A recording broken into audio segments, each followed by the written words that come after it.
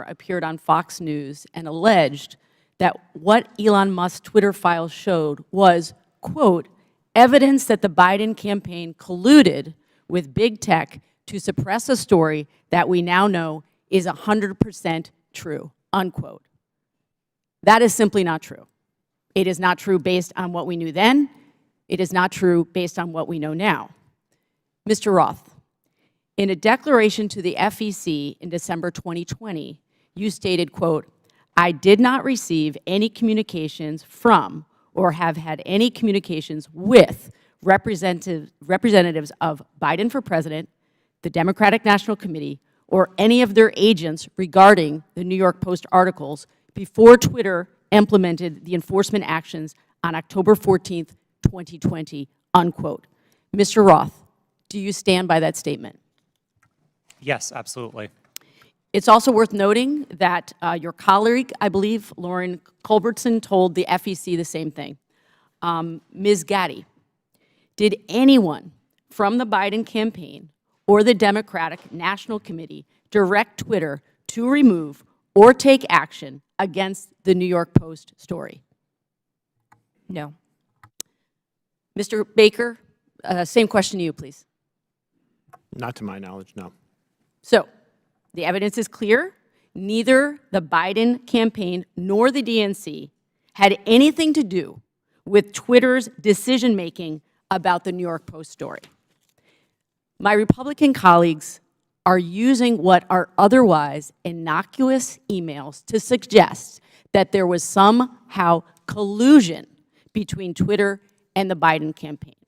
For example, in one email, and this is the same one mentioned in Mr. Donald's questioning earlier, in one email selectively used by Elon Musk, one Twitter executive sends another a series of hyperlinks on October 24th, 2020, with the comment, quote, more to review from the Biden team. For the record, this is tweet number 8 in the first installment of the so-called Twitter files. So, Ms. Gaddy, are you familiar with this email? No, I'm not. Okay. So, just to be clear, this email has nothing to do with the New York Post story. It is dated October 24th, 2020, after Twitter had both made and reversed its decisions about the New York Post story. Mr. Baker, do I have that right? Based on, I think, the exhibit that was shown earlier, that sounds correct, yes. So, Ms. Gaddy, can you clarify for the record, if you're able to, what's happening here? Can you please be more specific about? With this email? I don't believe I was a recipient of that email or reviewed it during my time at Twitter, so I'm sorry, I don't have familiarity with that situation. That's okay. Mr. Baker? To the best of my understanding, these were